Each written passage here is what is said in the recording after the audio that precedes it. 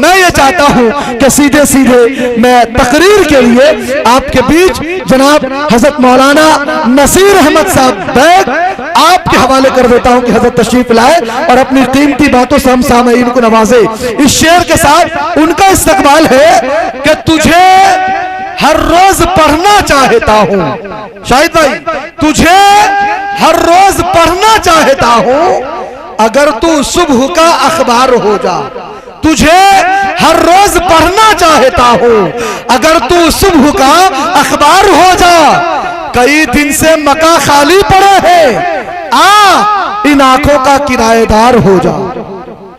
رسول اللہ صلی اللہ تعالی علیہ وسلم خیرکم من تعلم القرآن وعلمہ او کما قال علیہ الصلاۃ والسلام۔ وقال اللہ تعالی قل ان الموت الذي تفرون منه فإنه ملاقيكم ثم تردون الى عالم الغیب والشہادہ فینبئکم بما کنتم تعملون۔ وقال رسول اللہ صلی اللہ تعالی علیہ وسلم القبر روضۃ من ریاض الجنہ او حفرۃ من حفر النار او کما قال علیہ الصلاۃ والسلام۔ بزرگان محترم،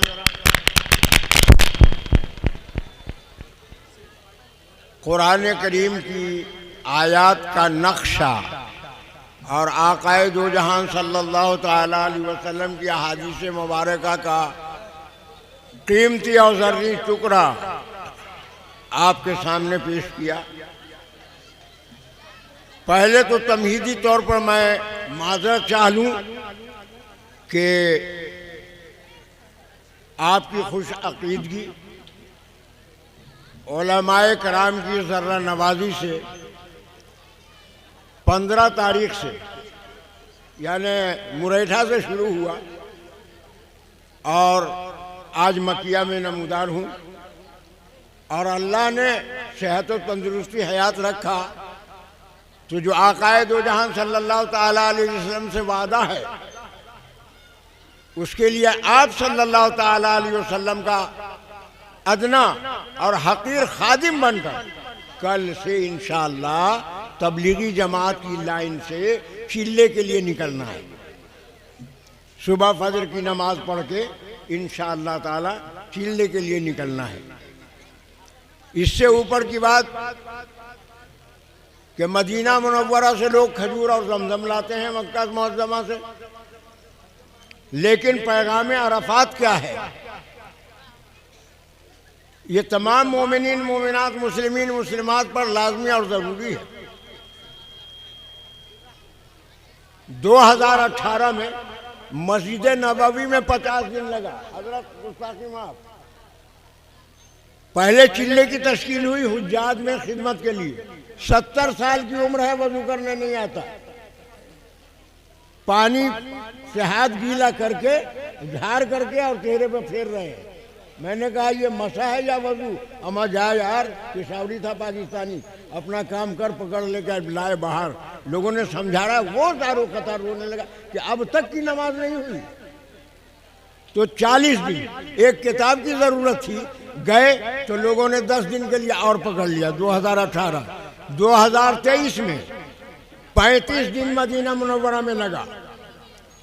احباب مدینہ منورہ جمع ہوئے اور نظام الدین کے لیے فیصلہ ہوا کہ 4 مہینے کی تکمیل جا کے وہاں کرو۔ تو پیغام عرفات ہمیں اور آپ کو جو ملا ہے وہ سرخروئے دنیاوی اور نجات اخروی کا ضامن ہے۔ اگر یہ نہ ہوگا تو ہم بڑی پریشانیوں میں مبتلا ہوں گے۔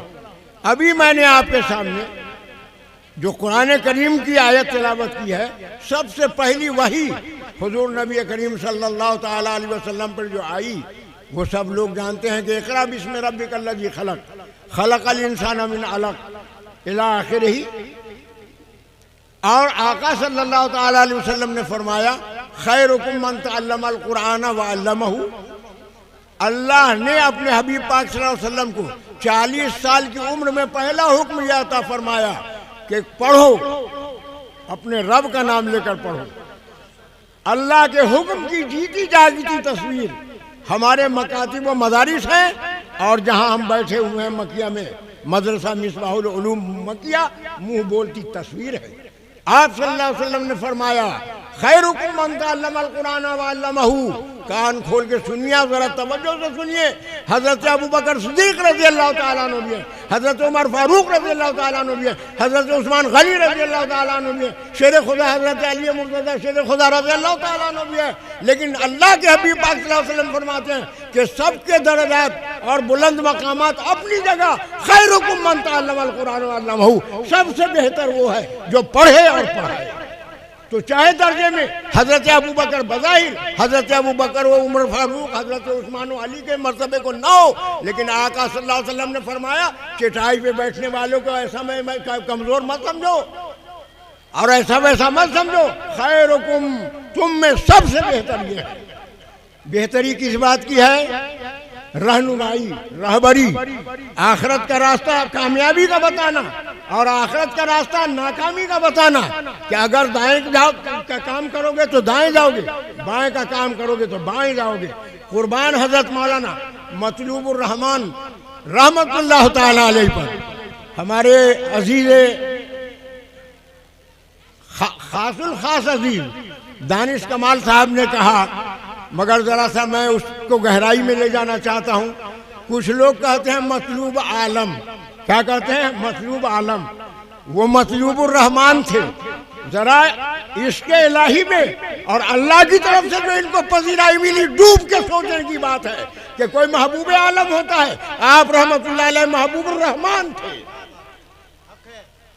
آپ مطلوب الرحمان تھے، اللہ تعالیٰ کو مطلوب تھے، اللہ تعالیٰ نے بلا لیا اپنے پاس۔ ہمیں غمگین نہیں ہونا چاہیے، ان کے بتائے ہوئے راستے پر چلنا چاہیے۔ وہ قرآن و حدیث، ایک ہاتھ میں قرآن ایک ہاتھ میں حدیث لے کر بتاتے تھے۔ کیا بتاتے تھے؟ جو اللہ نے بتایا، جو رسول اللہ صلی اللہ علیہ وسلم نے بتایا۔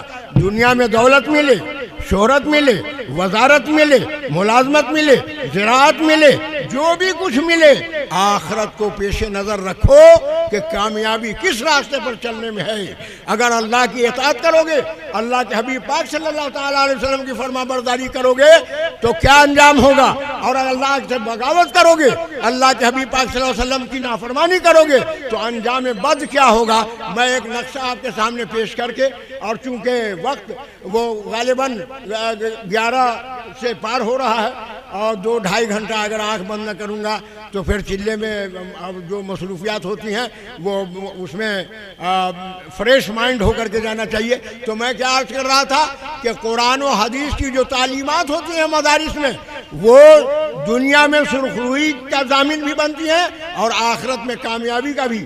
اگر قرآنی احکام پر اللہ کے حبیب پاک صلی اللہ علیہ وسلم کے محبوب محمد رسول اللہ صلی اللہ علیہ وسلم کی وفاداری میں اگر ہماری زندگی نہیں گزری تو انجام کیا ہوگا؟